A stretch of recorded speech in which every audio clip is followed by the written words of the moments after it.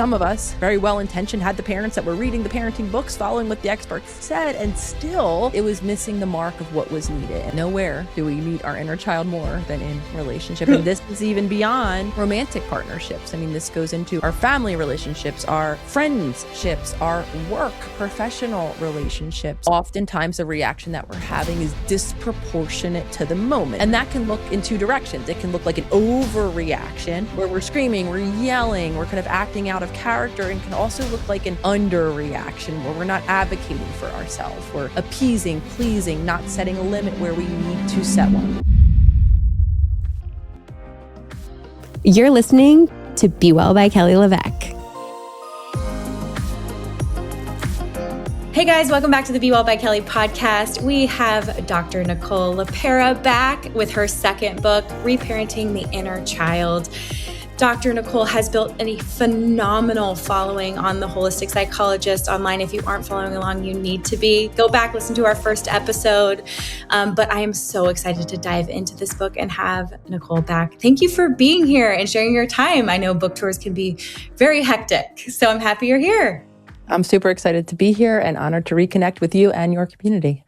Yeah, I think there's just so much overlap in regards to, the way that we show up and take care of ourselves. You're one of the first psychologists I've seen really bring in tools like somatic tools and food and movement and breath work. And it's profound and exciting to see you teach people how to be self-healers with all the tools that are available to us. So thank you for all the work that you've done over the years and for making this accessible to people, because traditional therapy may not always be accessible, and the person we're working with may not always know how to heal those wounds. Personal experience, I will say, sometimes it feels like we're picking scabs and making the scars even more robust, if you will. So thank you for all the work you've done over the years and for writing this next book. Of course. And I even want to speak to, I think so many of us, maybe we have so much insight, so much awareness. And the reason why I've kind of shifted focus to be so grounded in the body with somatic tools is I've come to realize how, of course, insight and awareness, understanding where our patterns come from, seeing us in action is part of the journey, though it is really making new choices in the moments where we need to break the old patterns and cycles that change and healing happen. So you're always going to hear me kind of bridge that gap between insight and awareness into actual action. And of course, I always want to be giving real, practical, accessible tools because it's in real moments in our days that are packed with obligations and every other thing that those habits live. So those are the moments where we need to pull in our back pocket the new choices to make actual lasting change. And you did it for yourself personally, which I think is so profound. Can you walk me through your own story and what led to this real transition from traditional psychology into really whole body self-healing?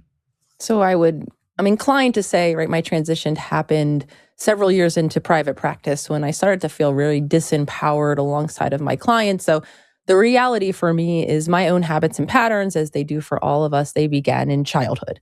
In my childhood, and it was a bit of a confusing space to be in, because when I quote unquote looked around, recalled, what life looked like, I had an intact home with two parents. I had a mother who was, in care of the family and me and my siblings, and a father who was, creating financial security within the family. So I didn't have, so to speak, the traditional idea of what trauma was, where we used to apply, right, trauma as a label to certain events that exceeded a certain threshold, typically that caused us threat to our physical harm. Mm-hmm. And it took me, and again, this was well into my own practice, it took me understanding that trauma goes beyond that for most of us. Trauma is actually not what happens to us, it's whether or not we had support. And as I started to understand that new definition, I started to understand all of the ways that I didn't have the attunement and the support that I needed from two very well-intentioned parents who in many ways broke a lot of the own patterns that they had seen in their own childhoods, but they weren't able to create the safety and the security that I needed. So the childhood I'm describing was one that had a lot of anxiety. I was quite literally the little girl afraid of the world, hearing every bump in the middle of the night, afraid someone was breaking in, worried that my mom or dad wouldn't wake up the next morning, and learning very quickly how to channel that anxiety. It became very clear to me that I was able to secure my mom in particular's attention, validation, because again, she spent most of her time completely overwhelmed, disconnected, but it was the moments where I was performing, where I was doing well at school, at sports, that, right, I was able to secure a sense of worthiness. So I think, as many of us do, I became the overachiever perfectionist, not surprised to hear that I have multiple letters after my name, and kind of was channeling all of that anxiety into doing. And in a very much a socially validated and acceptable way. However, I mean, up until my probably early 30s, you would have heard me describe myself living in New York, very prototypical, as an anxious mess. I was neurotic. Anxiety was part of who I was.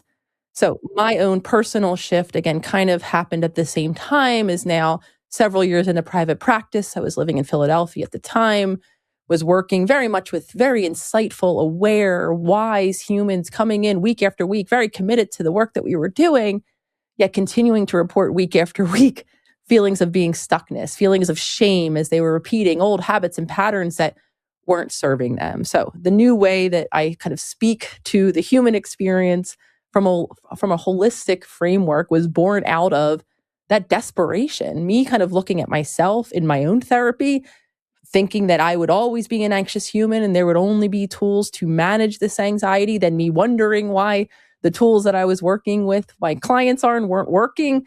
And that led me down kind of a whole rabbit hole of new information about the body, the nervous system, nutrition, and everything in between, which is now what I speak and teach. Oh, obviously you have all of these tools, but it starts with like going back almost to the title of your book, Reparenting the Inner Child. There was a piece of you that felt like there was a lovable version that got that attunement, that could perform. I think, I'm the oldest of three girls, so I fill that role of like, yay, all the like clapping. She's playing soccer. She scored a goal. She got a good grade. Like she's on ASB, like all the things that we do to almost, it's like to make your parent proud in those moments where you hear them at a family party or on the sideline saying, oh yeah, she got that award or she did that thing. And you're like, that's what's lovable. That's like the lovable version of me. It kind of creates, and I'm feeling that mirror with you, this like almost insatiable need to keep going and like not being able to drop into the present moment. And as a mom of three little boys, like that is not how I want to show up. I don't want to feel like the house is on fire and I have to keep running, or it's like scarcity mindset almost, but in an adult body where I don't need my parents to tell me good job anymore, but I feel like I do. Like, what is that? Yeah, and the reality of it is right, whether you're a parent and you have children, or we were just parented by humans, right? And we are all kind of going to repeat that which we learned. And I think the reality for the large majority of us that are now well into adulthood is we were raised by parents who were limited, whether they were limited in information. I mean, I reference this in my book because it's still so mind-blowing and shocking to me that it was as recent and somewhat present still as the 70s, where parenting experts, doctors, right, in the field of parenting, were kind of speaking of what is now known as the cry it out method, which is simply grounded in this idea that children don't have emotional needs. That actually, to raise a strong, resilient child, right, they are to be put in a room when they are upset. Crying is a signal that a child is dysregulated. Now we have language to understand that a nervous system is in a state of need in that moment. Though, again, parenting experts were teaching for the best intention of a child to make them resilient, to deal with life stress, to just put them in a room and allow them to calm down on their own.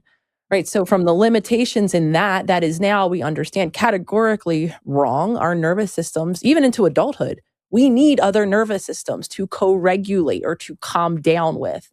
And a child whose nervous system is still developing well into their 20s simply can't do that on their own.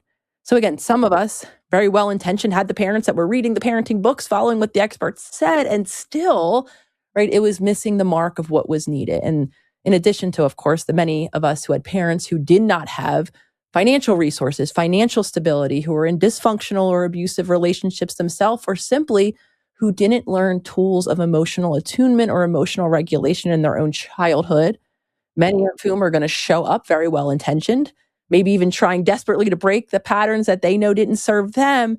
And yet, if they don't in their bodies know how to create calm and regulation and attune to a being that is separate from them and different in all the ways that they're different, then sometimes the habits that they will teach and model just simply won't serve us into adulthood. And the reality is, it doesn't matter how long ago childhood was. When I say inner child, and again, I'm not the first person to speak of an inner child, though I'm trying desperately to map this onto development, neurobiology, because quite literally, we all carry a part of ourself learned in early childhood, mainly to cope with life, how to manage unpredictability, conflict, disconnection, unmet need.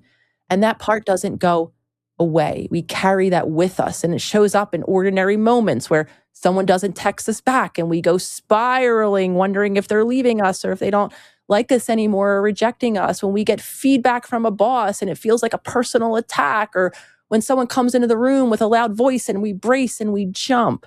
It's all of those moments where we are living those early reactions. Again, I will make a case, as I'm sure we'll get into.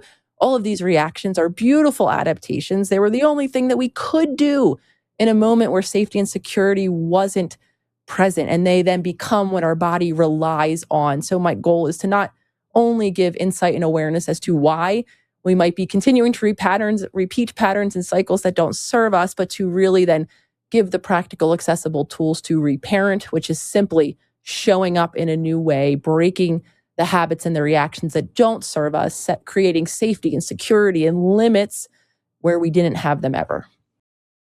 Have you ever put on makeup in the morning and by the end of the day it looks heavier, like it's sitting on your skin instead of being a part of it? That used to be me, which is why I've always kept my makeup real simple. It's just a little tinted moisturizer, mascara, and some lip gloss. But lately I've been loving the way OG makes that everyday routine feel more elevated without effort, and it looks like it's part of my real skin. OG, pronounced OG, is a certified organic beauty brand that performs like luxury makeup. Their Crystal Contour collection is basically skincare disguised as makeup. Instead of fillers, it's packed with ingredients like green coffee oil, elderberry extract, and cold pressed jojoba. I use their sculpted face sticks, copper for warmth, rose quartz for blush, and an opal for glow. Just 3 sticks, 5 minutes, and my skin looks fresh and healthy all day. It gives me that good skin day look without feeling heavy or cakey. So if you're ready to raise your beauty standards, OG's got you covered. Go to og.com/be well and use the code BeWell for 15% off. That's OGEE.com/BEWELL and enter the code BeWell to get 15% off. When I think about brain health, I think about staying clear and sharp while building a business, parenting 3 boys, and still wanting to feel creative and present. Lately, I've been thinking about it even more because I'm juggling a lot, and I don't want to wait until there's a problem to start paying attention. But your brain health is so much bigger than your memory or your focus. It's your mood, your resilience, your ability to handle stress and still think clearly. And your brain doesn't operate in isolation. It reflects what's happening across your entire body. Things like inflammation, blood sugar regulation, nutrient status, sleep quality, and vascular health all influence how your brain performs today and over time. So if you're not measuring those systems, you're guessing. That's one of the reasons I love Function. It gives me and you real data so you can see what's actually happening inside your body and make more informed choices instead of flying blind. So own your health and start by understanding what's happening beneath the surface. Function gives you access to 160 plus lab tests each year, including advanced markers for heart health, inflammation, stress, hormones, toxins, and more for $365 a year. Learn more and join Function using my link. Visit www.functionhealth.com/BeWell by Kelly and use my gift code BeWell25 for a $25 credit towards your membership. Well, for those people, I know you're not the first to bring up the inner child. I've heard of people doing inner child therapy work where they are trying to reparent in session. But for those of us who want to be self-healers and read your book and know what an inner child is and the 101 on it, can you kind of give me the overall like 101 on what is the inner child and how do we understand our own sort of like patterns that are from childhood? So again, the inner child is this part of us that often it comes out, if I really want to simplify it, it comes out in two moments, right? The moments that I just described where we're having a reaction. Oftentimes the reaction that we're having is disproportionate to the moment. It's bigger than maybe what the moment would realistically call for. And that can look in two directions. It can look like an overreaction where we're screaming, we're yelling, we're kind of acting out of character, and can also look like an underreaction where we're not advocating for ourselves. We're appeasing, pleasing, not setting a limit where we need to set one. The second place that many of us kind of see our inner child is not just only in those reactions, but in the patterns, the identities, often then the roles that we play within our relationships, right? So again, the idea is at one time when we are a child, when we are completely dependent on the care of someone else around us, right? We can't, as I like to joke and say, we can't pack a bag and leave, right? When our parent isn't meeting our needs in any way.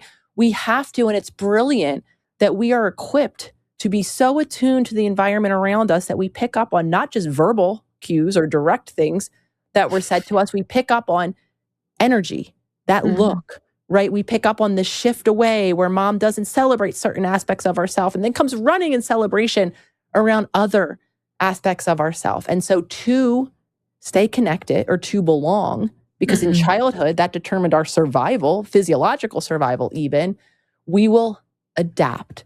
And all of us, I make a case in the book that there are so many behaviors, patterns, identities that were once very intelligent survival strategies, helping us adapt, right, to environments where safety, attention, emotional stability were not certain. So I'll give a couple examples to maybe bring this alive, right? If in childhood, staying quiet, right, prevented conflict, prevented you being on the receiving end of perhaps abusive behavior.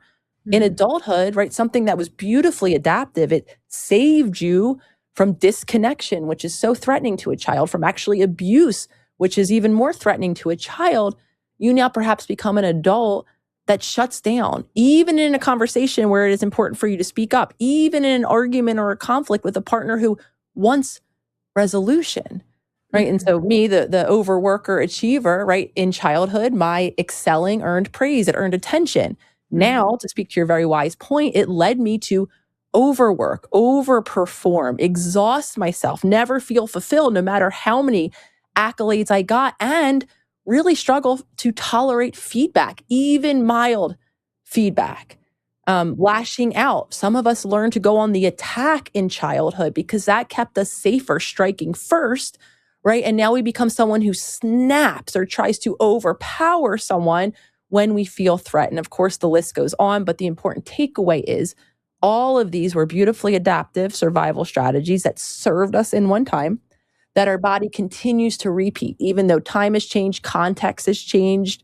We might have supportive relationships around us, but in those moments, we are quite literally brought back in time, which is often why the reactions can feel a bit, when I say immature here, I just mean developmentally so, right? They kind of take us out of our mature adult grounded self.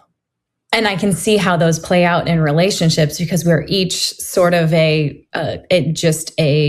product of the milieu we grew up in and the adaptations that we, have carried with us, like you said, that were beautiful in childhood and maybe, dysfunctional in adulthood. And then we come together in relationship and try to communicate and have a mature adult conversation that has a resolution that then, breaks a pattern.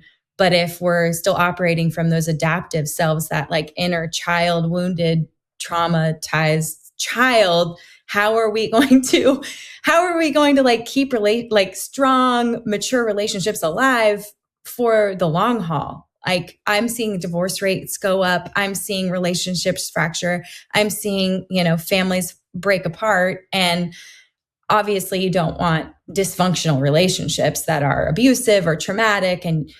But I think a lot of us just come to the table with these adaptations that we feel, like you said, is maybe my overreaction has to do with like how I was left as a kid.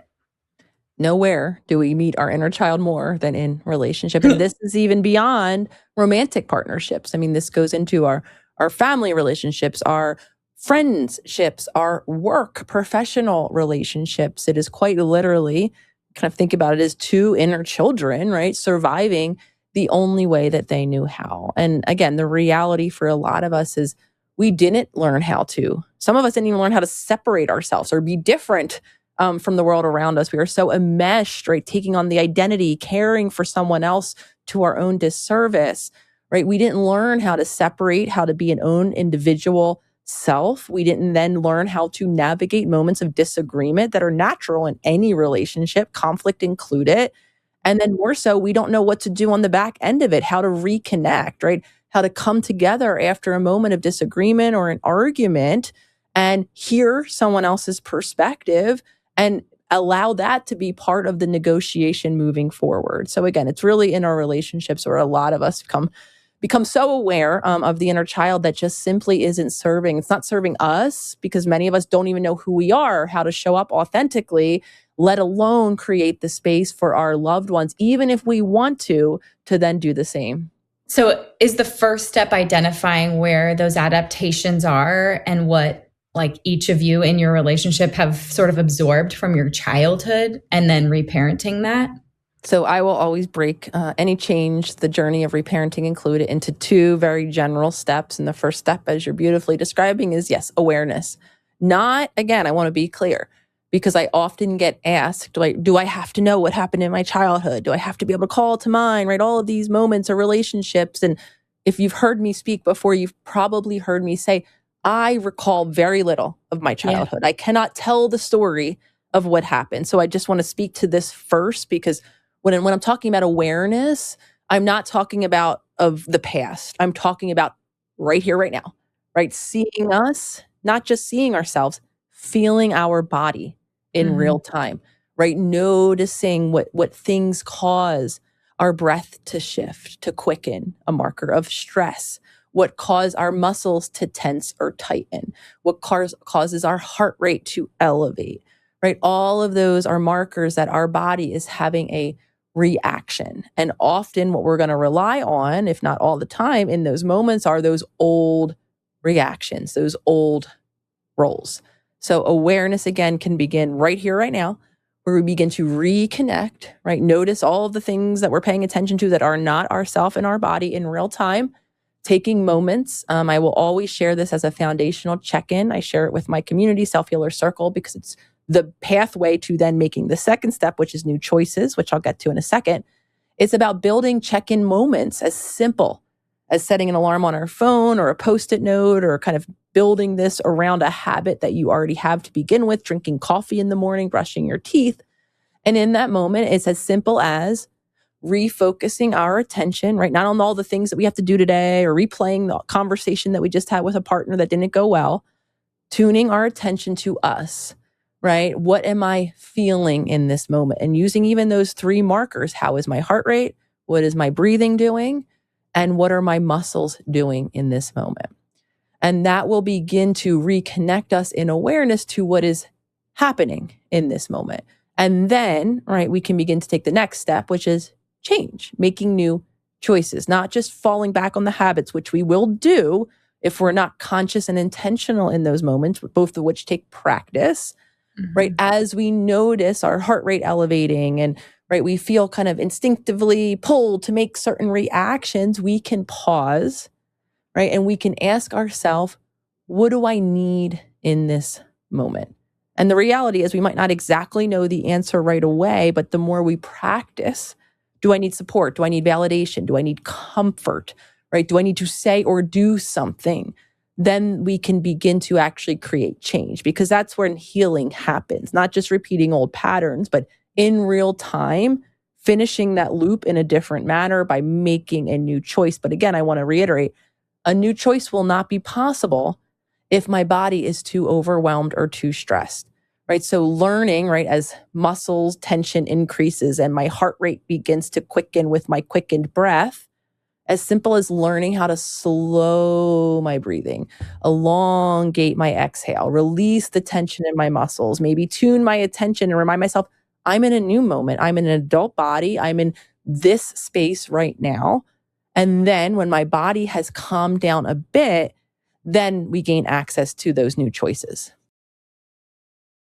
Our kids are growing up in the first generation heavily exposed to ultra-processed foods. We're just beginning to understand what that means long term. That's why Haya stood out to me. It's designed to give parents a real, clean option in a space filled with gummy vitamins that are more like candy than nutrition. Kids' vitamins on the market today can contain up to 7 grams of sugar, artificial dyes, and additives. Haya took a different approach. 0 sugar, no gummy fillers, just clean, thoughtfully sourced nutrients. Kids actually enjoy them, which makes a big difference for parents. Haya is built with pediatricians, nutrition experts, and includes 12 organic fruits and vegetables, plus 15 vitamins and minerals like vitamin D, B12, C, zinc, and folate, supporting immune, health, brain function, mood, and healthy development. Non-GMO, vegan, dairy-free, allergy-friendly, tested for purity and safety with third-party certifications like NSF and Clean Label Project. They make it really easy. Your first order comes with a reusable bottle, and then refills are sent straight to your door each month. If getting your kids to eat greens feels impossible, their Kids Daily Greens and Superfoods is a game changer. It's a chocolate milk-style drink mix packed with over 55 whole food ingredients. Mix it with water and kids actually enjoy it. Here's a special offer. Get 50% off your first order by going to hiyahealth.com/Kelly. That's hiyahealth.com/Kelly, spelled Kelly. If you know me, you know we live in and out of the water, and finding swimwear that can actually keep up with that while still looking put together, it's harder than it sounds. And that's why I love Minnow. It's a family lifestyle brand founded by a Laguna Beach mom who just gets it. It's timeless, polished, and genuinely built for real days at the beach. We're talking UPF 50+ protection, blocking 98% of UV rays, a buttery smooth fabric that keeps sand out of the lining, and suits that are easy on, easy off, because the last thing you need is to struggle on the sand. The quality is real. These pieces last through season after season. Their girls' rash guard one piece, boys' boardies, and unisex rash guard shirts are our go-tos, and the whole family can coordinate without feeling forced. Minnow has been featured in Vogue, Harper's Bazaar, and honestly, you'll see the moment it arrives. This year, they're celebrating 10 years with a heritage capsule. Archival prints, the original classic styles, and all the memories that come with them. It drops April 9th at shopminnow.com, so use the code MEETMinnow15 for 15% off your first order. That's shopminnow.com, code MEETMinnow15. It's interesting because I feel like when people ask me, I've been in therapy before. My husband, Chris, and I have been in therapy together before. We have sort of a non-traditional family where I'm like the full working, well, I guess it's becoming more and more traditional, right? Where the woman is making it rain and he's with the boys. And so just working through like what our expectations were, where we came from, how this new normal is like affecting our family, our relationship, our dynamic, and working, just being aware and working through that. And through that process, I learned that like, I don't remember much of my childhood. I have lots of pictures. I've like, much like you, like my parents are, my mom was a stay-at-home mom. My dad was like, she was a room mom. My dad was at, working, bringing financial security, like constantly working, but was at my soccer games, was present, like was around. I feel like I should have no trauma from my childhood, no bad habits. And what I've come to learn through therapy is that whenever I'm in conflict is not safe. Conflict is not okay. Happiness is okay. Like joy, happiness, gratitude, like all totally acceptable. Like discontent, depression, anxiety, like problems, conflict, not okay. And I become flooded in those moments. So when Chris and I, in conflict in relationship, I didn't realize, but I would become completely flooded. Like I'm underwater. I can't hear what you're saying. I'm looking for ways to defend myself and fight my own little battle, but I don't even know how to access like how I feel. And I didn't realize that was something that like was a protection mechanism that I think came from childhood around conflict. Like I just totally disassociate. It can't be a part of it. It's not safe. So when knowing this, it's like, this is something that I've just learned. I'm 42 years old. I've learned it in the last 18 months. It's not helpful because when I disassociate, then I'm like, okay, like I just want it to be over. And then I separate physically and emotionally. And then there's no like real, like, it's just like all is the same and normal. So clearly not helpful to my husband, who's like, okay, so like, can we have a resolution to this? Can we both like carry the weight of like our issues and try to come together? Like for someone like me, knowing that that's my adaptation, like how would you reparent that inner little Kelly to show up in a different way? Like what are some of your somatic tools? Like not diagnose me, but I've given you the diagnosis. Like how am I using reparenting the inner child to fix that maladaptation? Well, I appreciate, thank you, Kelly, for sharing so much of your own journey, which very much mirrors mine, but to even kind of introduce into this conversation the concept of emotional flooding, because I really want to emphasize how real physiologically that is, right? That's why we become pulled back in time and our reactions, right, become unserving to us and in adulthood. Because this isn't a scenario where, and I think sometimes very well-intentioned loved ones are like, calm down, why is this such a big deal, right? And we can't, right? You're dissociated much like me. I'm already on my spaceship. It doesn't matter that to you, right? This is not a big deal because to my body, it's beyond a big deal, right? So I really want to emphasize here when we talk about what's happening in these reactive moments, we are talking about what's happening physiologically, where we become flooded with neurochemicals, with hormones, our fight or flight system is activated, and quite literally then we lose access to the very powerful intentional part of our brain called the prefrontal cortex that can show up grounded and reasonable and zoom out and understand all the different reasons why someone might have said or done something that we don't like and can choose a different response. And until, right, we teach our body how to downshift in those moments, we are going to continue to be flooded and unable to make new choices. So reparenting, right, looks like not shaming the fact. And I'm really even happy that you said the word dissociate, because for a very long time, we reserved, right, dissociation for the very kind of traditional, maybe listeners have heard of the diagnosis, dissociative identity disorder, right? This idea that there's only a small group of people who dissociate, usually around extreme trauma in childhood, and they kind of cut off or disconnect from themselves. And oftentimes, right, they show up in a childlike voice or in a childlike presentation. And so I, and many of us, I believe, we all live on a spectrum of dissociation. Some of us, right, I still, when stress is high, I dissociate. I dissociate often. It's been a challenge for me even to learn how to present publicly to other people. Because again, the inner child in me was only used to being seen when I was performing in a very specific way at things I was good at. I'll tell you what I have not been good at or have been practiced at, being in public speaking. I would never have done that.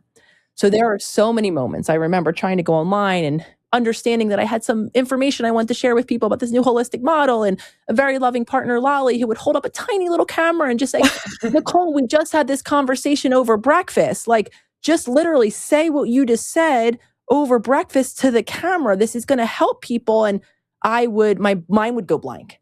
Yeah. Right? Because I was dissociating in that moment. The stress, for whatever reason, of seeing a camera, of imagining what people would think and how they would misinterpret what I'm saying as a psychologist, all the things caused so much stress that I lost my words. And so that's just a common example. Again, some of us fight, right? We go into overreactivity. Some of us flee, where we literally leave the physical room, leave the argument, flee in our mind, keep ourselves busy. But the important takeaway here is, right, we've all learned a stress response that happens when our body is physiologically overwhelmed. So reparenting happens when we don't shame those reactions that don't serve us. We understand where they're coming from, and then where we equipped our body through daily habits of nutrition, of sleep, of movement, of breathing, so that we can set a new baseline for how our body is able to tolerate stress. And we also learn kind of preventative things to do in a moment to help our body calm down. Again, this all goes back to that first step of the more connected we are with our body, the more we learn how stressed our body is in a given day, in a given season, the more we learn how to treat our body or to care for our body in a way that will allow our body to relax into safety, then the more we're going to be able to apply new choices in real time. And otherwise, we're going to just continue to rely on the old habits, driven by emotions, driven by our nervous system, that are often the habits we end up feeling shameful about later when we calm down enough to realize that, hey, our loved one wasn't wrong, right? It wasn't really that big of a deal, but it takes our body time to downshift and to have then that perspective shift. So that's simply, again, reparenting is learning ourselves in the moment, creating habits that support our body, learning how to push that brake when that gas is pushed so that we can show up differently and create new habits at any time. What's so interesting is all of these somatic tools, all of these habits, the breath work, the nutrition, the movement, like getting stronger, feeling like any type of physicality like that, whether you're physically making yourself food and feeding yourself, walking in your neighborhood, working out at a gym, breathing, holding your stomach and your heart while you're taking, like your box breaths, it kind of just gets you out of your head and gets you more in your body, and it tends to be the stuff that people let go of when they're feeling the most stressed, which is the worst time to do it. When I think about just my life, whether it's a book tour, a new product launch, or, like a season of podcast interviews where I know I'm doing a lot, I'm booking a lot of interviews because I'm going to take some summertime off, or I'm booking a lot of interviews so I can have the holidays with my kids, like those surges in stress. It feels immediate, like, oh, well, I don't have time for that workout. I'll just let that go.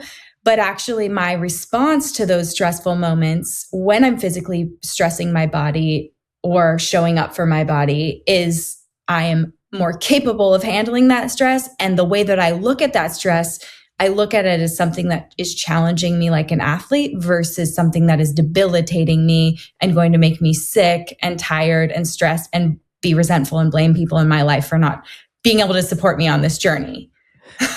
I'm laughing because you are speaking of my own journey, right? It's in moments where, right, I need most to make sure that I'm getting the sleep I need. I'm waking up early enough that I can have some moments to move my body in the morning, to ground myself in my own awareness before I worry about even the exciting things that I want to do throughout that day. Those are the moments where that all goes out the window and I become so hyper-focused on showing up in a particular way. And so those are the moments, again, that we have to understand without judging what our typical habits and patterns are. But anytime kind of we increase, or stress becomes increased in our life, those are 100% the moments where we are likely to then over rely on habits that just simply don't serve us. The wine, the chocolate, the lazabouts, the Netflix and chill, all of those wonderful things. So how does that play into self-abandonment and the self-abandonment cycle of women specifically in today's generation or today's day and age? So simply speaking, right, self-abandonment can even be what you and I have been talking about to some extent, is disconnecting from the self to the extent that we're not actually showing up in our physical body, understanding that we have physical and emotional needs that we can and ought to tend to in any given moment. It also, for a lot of us, looks like acting counter to our needs, right? Appeasing someone else, even when it kind of is to our own detriment. And I continue to want to emphasize these habits at one time were likely protective, right? If you grew up in a childhood where, right, tending to mom's mood was safe, it created safety for you because it maybe prevented the overreaction that, mom might elicit if you didn't if you upset her, then that's a beautiful adaptation. For others, right, sometimes we had parents who over-relied on us emotionally, who we had to maybe care for, the physical home, the siblings that we might have had in childhood, right? That created safety, it created connection, but that then turns into self-abandonment, self-betrayal, where we're putting everyone else first. And I think nowhere, not to make this a gendered conversation, but I do think to some extent women have been taught, especially if having a child or being a mother is in anyone's future, to some extent, I think at least it's been celebrated, this idea of the selfless woman or the selfless mother, right? This idea that a mother shouldn't have any needs. They should solely care and focus on their child. And it's not to say that a child doesn't have an incredible amount of needs that do need tending to, but kind of going back to what we're both indicating, right? If a mother isn't caring for themselves, isn't showing up to care for their own body, to attune to their own emotions, to make sure they know how to calm down when they're in a stressed out moment, how are they ever going to show up for their child and model that? So I am of the belief that while for a lot of us, we have to understand that, right, we've learned to put ourselves last, that's the habit, and maybe undo the belief that that is what is desired or needed in a relationship. Again, likely we have that belief because at one time that was what was needed. But I make an argument in all of my work that that will only compromise our ability to actually truly care for someone else, to hold space for someone else's different perspectives or needs, or to simply be a calm, grounding, comforting space when a child is dysregulated. So it is so important, right, to understand kind of the habits that we've learned, how they continue to show up in adulthood, in relationships with children. Again, a lot of us have self-abandonment, self-neglecting habits. Sometimes society even celebrates them, though they are not always the pathway to being the kind, compassionate, caring creatures that we all can be. My new amino acid supplements come in flavorless and lemon water, and they're flying off the shelves, and here's why. I have meticulously sourced these vegan fermented essential amino acids from Japan. I am so proud of this being made the Be Well way, with maximum quality and minimum ingredients. My flavorless is simply those vegan fermented essential amino acids from Japan. Our lemon water contains minimal ingredients of only organic lemon powder, organic citric acid, and organic monk fruit. No natural flavors, no artificial flavors, no artificial sweeteners, no emulsifiers, no additives. This is simply that nutrition targeted for your goals. If you want to give my Be Well protein or aminos a try, or restock it if you're already loving it, take advantage of my gift for podcast listeners. Code podcast10 is going to get you $10 off just for being a listener. Write it down and shop with me after you listen. Yeah, I believe that I absorbed that. And I think a lot of women who have children, who are moms, who came from a stay-at-home mom that gave everything, like that didn't, work on my mom really gave us all of her hours, of her waking hours. Like when we were asleep, she was prepping things for our school day. She was, there was I can't remember a time looking back that my mom ever took time to go to her own workout class or go on a walk with girlfriends. And it's interesting now because I see her reconnecting with like elementary school friends and high school friends and getting lunch and coffee. And I think to myself, like, she could have been doing that like my whole childhood, but it's almost like this resurgence of like deep friendships and relationship and that selfless behavior that was passed down to her from her mom, who not only took care of my mom and her siblings, but also ailing grandparents. My mom recalls times when there was always a sick aunt, uncle, or grandparent like passing away in their childhood home, like in a room. And so you think about like that selflessness that was, it's looked at like just like Mother Teresa, like the most amazing woman on the planet, my grandma. And then my mom absorbed that. And then me, when you have this full role reversal where I'm like out in the working world, those times when I'm home, I'm like, I can't give an hour of the waking hours of my children when I'm home with them to a workout because that would make me a horrible parent. And it's like, I didn't realize that was some virus or program that was operating on my computer system in the central hub until I had someone actually stop me and say, I need you to write a journal. Like, you don't believe you have any time with your children. You don't believe that you have any present time with your children, that you're not giving them everything that you can, but it's all beliefs. Because in reality, if you just journaled your time out, like the hour before they go to school, you're with them for breakfast, you're giving them hugs, you're helping them get ready, they're getting dropped off at school. Like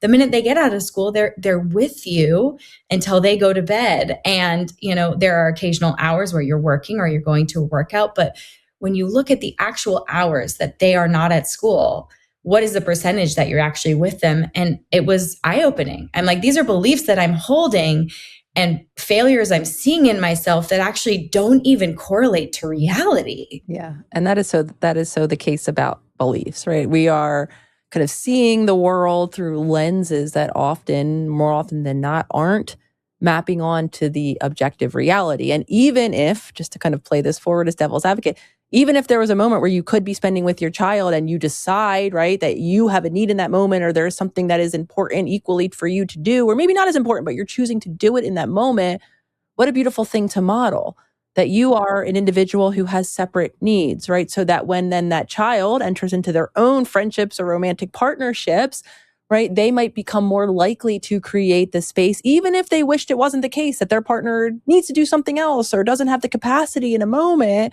right? They now have a new understanding. Something I also want to add here is sometimes we're not just repeating, right, that which we saw, like as this is the case for you and for me. Sometimes, right, what our parents have done in our own childhood is an overcorrection, right? So if, say, a parent, and this was very much the case in my mom's case, she was raised by parents who were much older, from a very older generation. My mom was 42 when she had me, and she is now passed. My dad is 88, so you can kind of do the math of when they were children. And they were very much raised in this, children should be seen and not heard. Right. My grandfather, quite literally, as the story goes, would come home from work. The only time he was home, put up a newspaper blocking his literal sight of my mom and her two siblings, and there was no interaction. So sometimes, right, out of a childhood like that, the overcompensation, not totally the case in my mom's, though she did try in some ways to be present, but sometimes, right, the child who was hurt by that might then turn into a parent who is going to make sure that they're there for every moment of every day, solving every problem, as what I call a helicopter type parent, thinking that, right, the best way to protect their child from the hurt that they experience, whether they had the physically absent parent or the emotionally absent parent, was to never be absent, to always be there, to make their life their child. And so I want to kind of go back and weave into something that I heard you speak in some ways, which is what true resilience is. It is not avoiding discomfort at all costs. It is not avoiding disagreement or conflict at all costs. It is learning how to tolerate discomfort, how to go out on your own, how to have a disappointment, and how to learn how to, through yourself or through supportive relationships, come back to baseline. So simply speaking, right, the overcorrection of a helicopter parent, while it's very well-intentioned, limits the child from having those moments of discomfort, right? Of having to, which is a very natural developmental stage, go out on their own into the world, right? And navigate stress, knowing, of course, that they can come back to their safe home base and get advice and get support and get comfort when they need it. But without those moments, we can become really easily the adult who asks everyone else what they should do for every problem, relies on everyone else to take care of them. And when the world doesn't show up and care of them, they're resentful and blaming of others. So I just wanted to add that complexity, that sometimes it's not a direct mirror of kind of what our parent experienced that they then repeat. Sometimes it becomes an overcorrection from a very well-intentioned standpoint, though that has its own, I think, detriments to us in adulthood. Oh, I heard the term once, snowplow parent, and it's like the helicopter parent, but just snowplowing every problem out of the way. And it's such a visual for me that it stuck for years, because I'm like, oh yeah, you're just the snowplow parent. It's a perfectly groomed little snowy area for a child to walk through with no stress, no falling down, no getting up on their own. And you think this is great. But the reality is that snowplow stops at some point, whether that's you get to college, you get your first job. I mean, it's amazing in some of the parenting books where you're reading of parents emailing college professors for their kids and trying to get them into classes and showing up on campus. It's this is the point where you've hopefully given them the tools through high school to just go out into the world, or even younger, and to know that they can do things. It is hard in practice as a parent not to step in and help things be easier. But I will say I'm grateful for to the books that have given me those visuals, because that's the last thing you want. You don't want your child having these major setbacks and struggles in adulthood and then floundering and feeling like they can't even handle it themselves because they were never given the opportunity. Yeah, and I think how that translates for me, seeing somewhat of that kind of buffering. And while it was a little less emotional, my mom loved to be physically present, meaning she would make me my favorite meal, make sure anytime I asked for a toy or something, I got it near immediately. There was a lot of loving, kind of emotional through action, through giving. And again, I got very clear on the things that I was good at. My mom celebrated those, so I gravitated toward those. And very quickly, I would, if I wanted to try something new, I talk often about my little dancing career. I was in dance at the same time I was in sports, and I was put in the back row at dance. I wasn't very good at dance, and I was the star softball player. So quickly, I left dance. So I got, as all children will, very attuned to the things that came easy. I even heard that language in my home.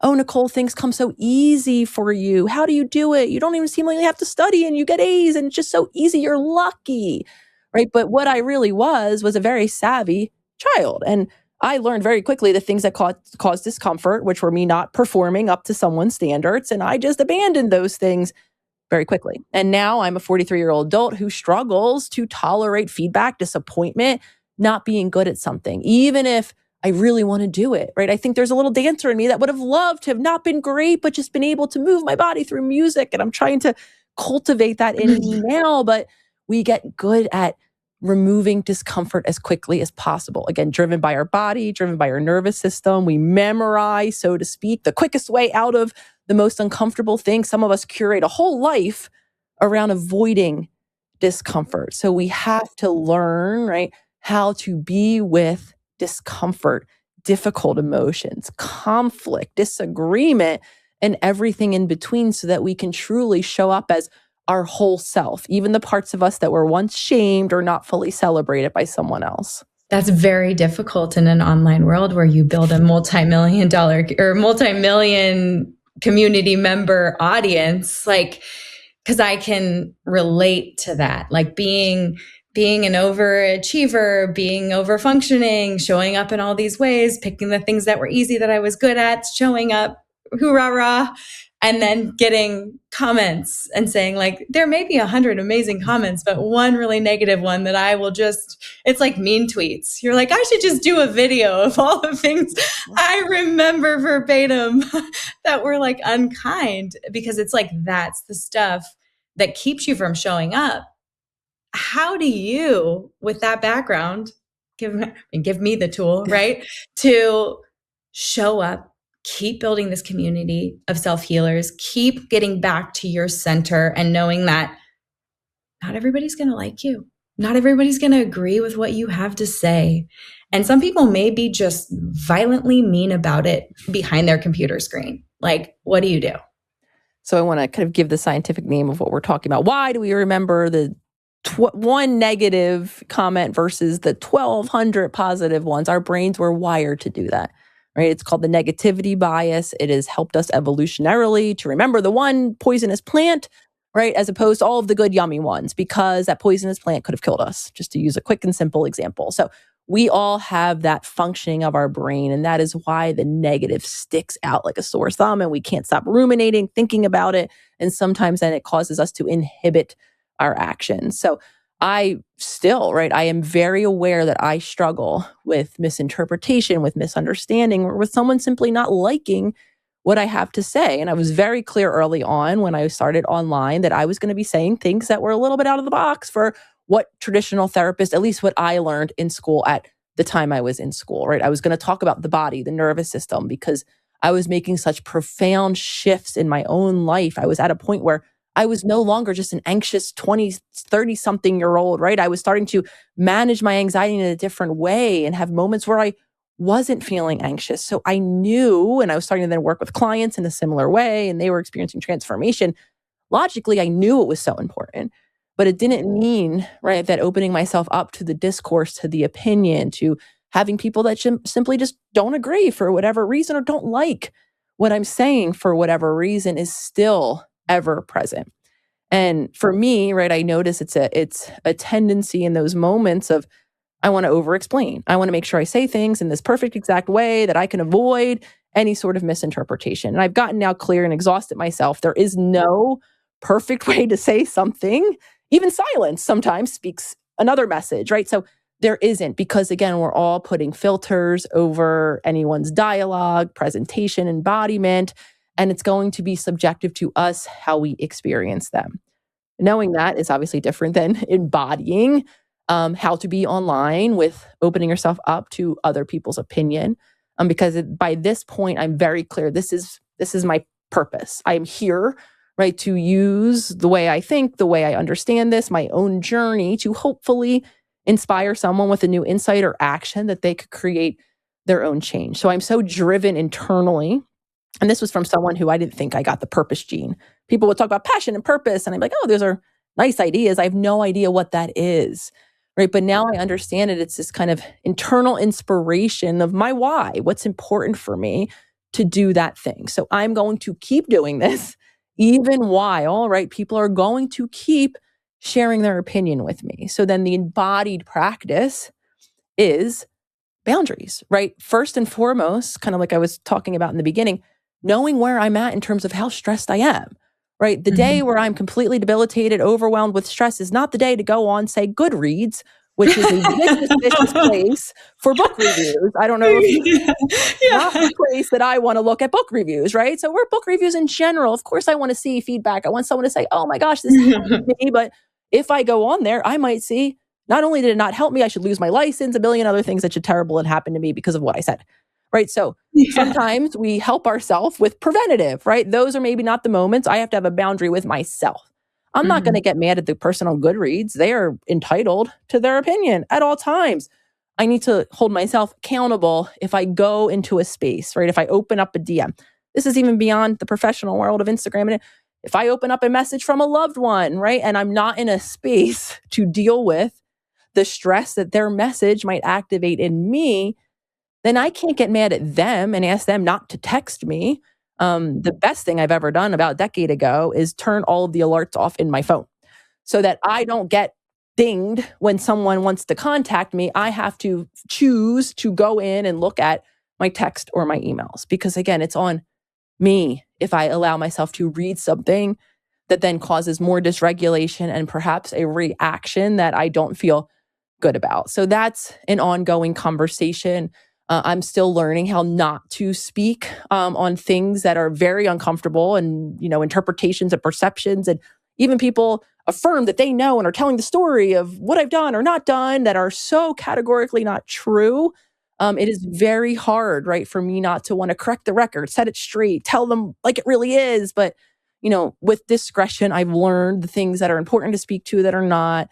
I've learned to stay focused on my mission. I've understood that, right, putting my attention in all these other places, allowing myself to be dysregulated only, kind of back to where we were talking about self-care, prevents me from being able to think clearly, to articulate, to share my passion in a way that could be impactful. So for me, it's again, learning how stressed I am, what I can handle when I'm at my capacity, creating boundaries for myself that I can allow people to be out there with whatever stories they have about me and staying in the embodiment of who I am, affirm that the people that know me, that are closest to me, this doesn't mean though that I don't, while I struggle to take feedback, I do want it.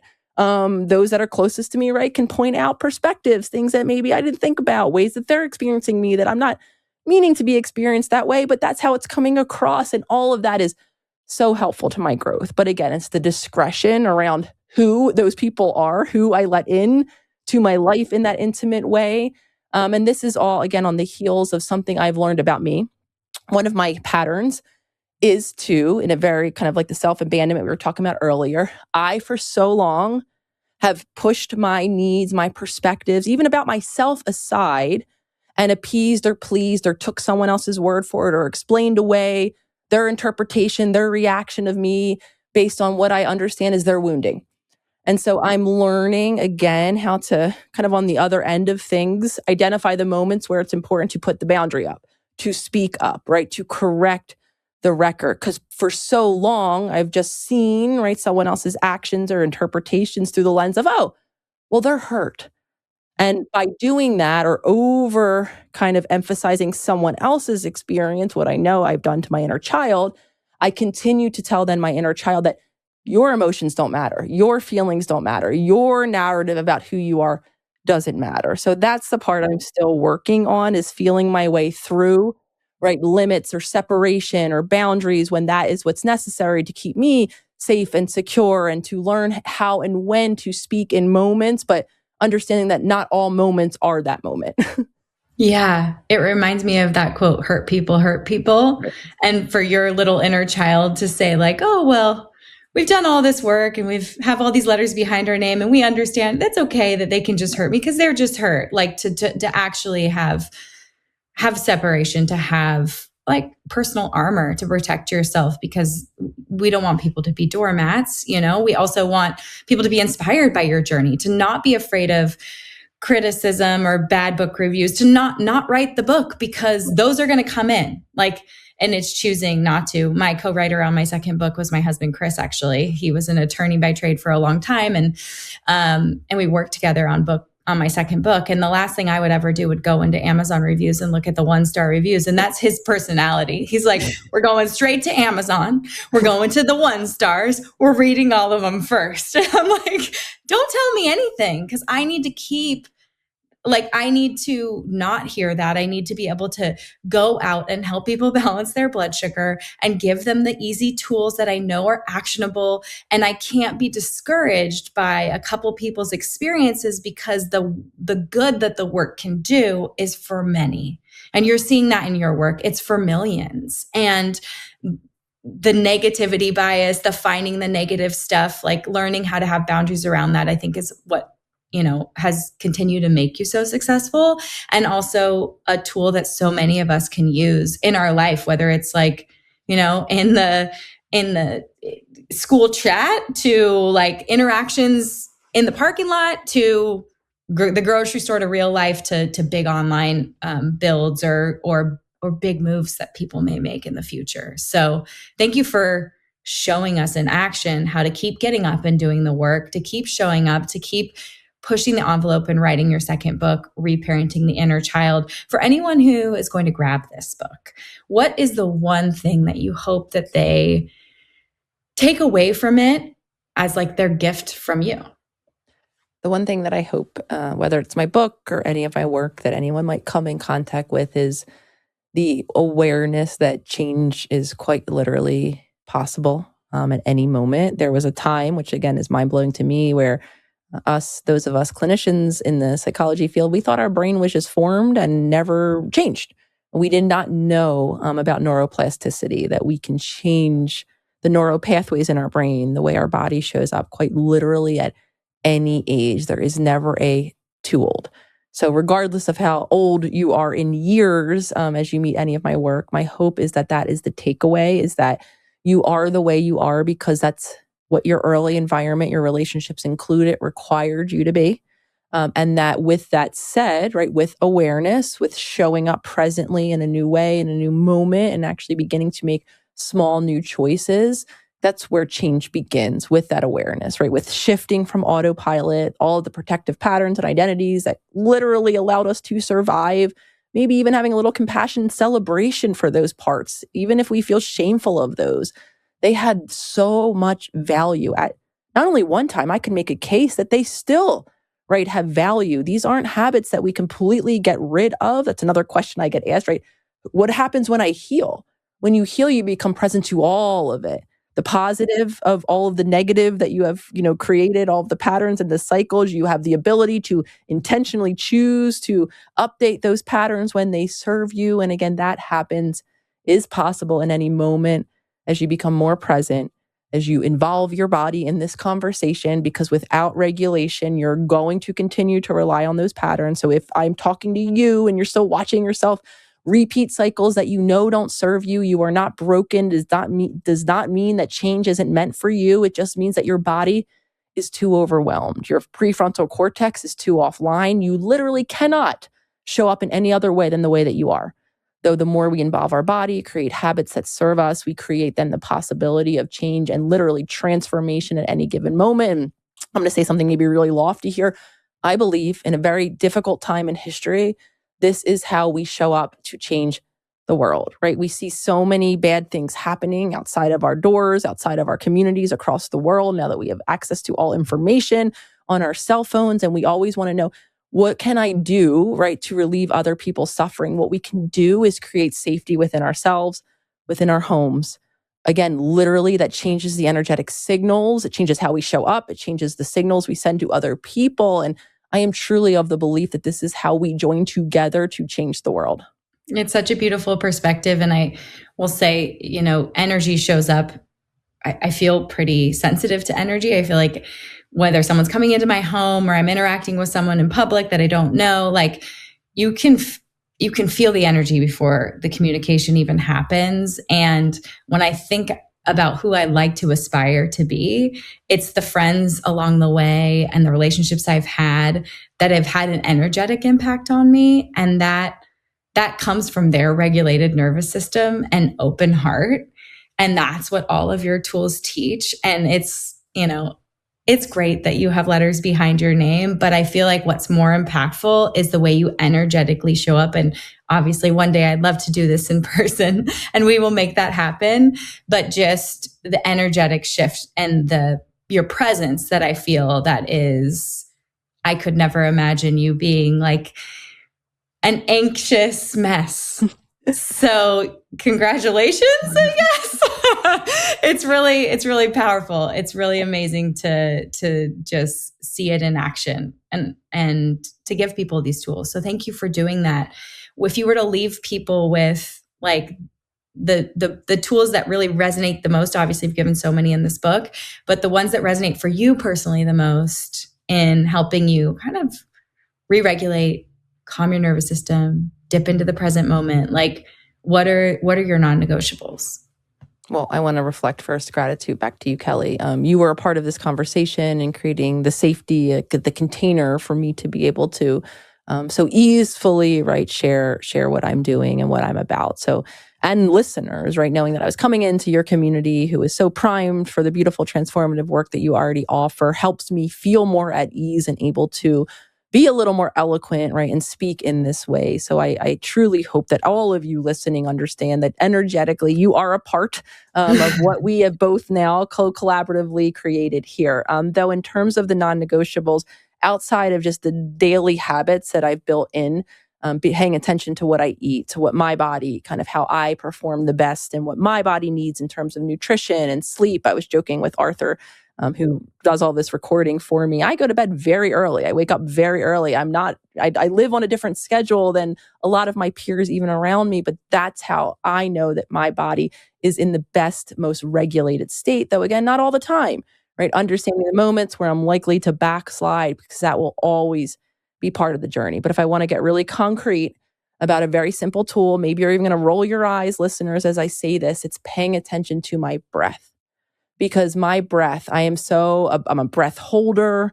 I have so much constriction in all of the muscles around my midsection, again, from a lifetime of bracing, that learning how to not only pay attention to my breath, but how to slow and deepen my breath, learning how to breathe from my belly, which for me began laying down where I could actually relax enough to access belly breathing. And I go to breath always because breath is something we're always doing.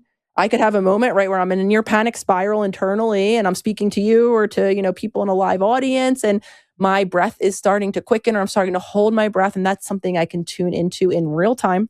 And then I can create that physiological shift. And again, I am, to my best ability, I try to pay attention to my breath, not just in the moments where I need it, because I know that's kind of what we do, right? Oh, right, breath's important. Let me remember the next time I'm really stressed to breathe. You probably won't. I hope that's a takeaway we can all acknowledge right now.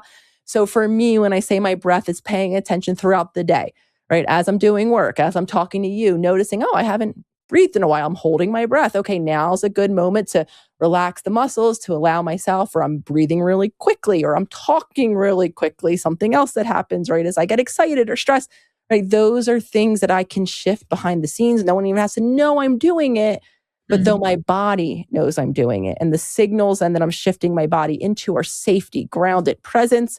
And then that gives me access to clarity of thought, to the ability to articulate or be connected to what I'm doing. I can tell it's an active practice in your life because you feel very connected to what you're doing and you have been for the entire last hour. So thank you for your grounded, connected presence and for sharing all this information with us about your new book, Reparenting the Inner Child. I am so excited to share the links to all your socials and this book. Where would you like people to buy it? Where would you like people to follow along if they're in their car and just listening or on a walk? So the book is available, as all my other books, wherever books are sold, the major retailers, hopefully the local retailers that you like to patron. It is also on Audible if you like to listen to your books, Kindle as well.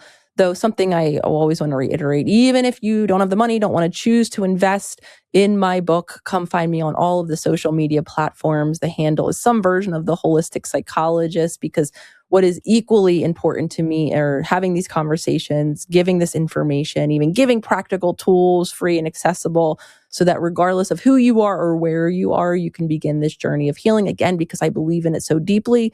And I believe this benefits all of us as a society when you do. It definitely does. Thank you for being here. Thank you for your time. Thank you for having me. It has been quite an honor. And I'm going to hold the vision too of the next time this is going to materialize in person. In person, making it happen. Thank you for tuning in to this episode of the Be Well by Kelly LeVeque podcast. If you enjoyed the show, please consider leaving a review in your favorite podcast app and subscribing on Apple Podcasts, Spotify, or YouTube. We're also excited to share that full-length video episodes are now on YouTube and Spotify, so you can watch along as you listen. The best way to support me and the show is by sharing it with your friends and family. Your recommendations make all the difference.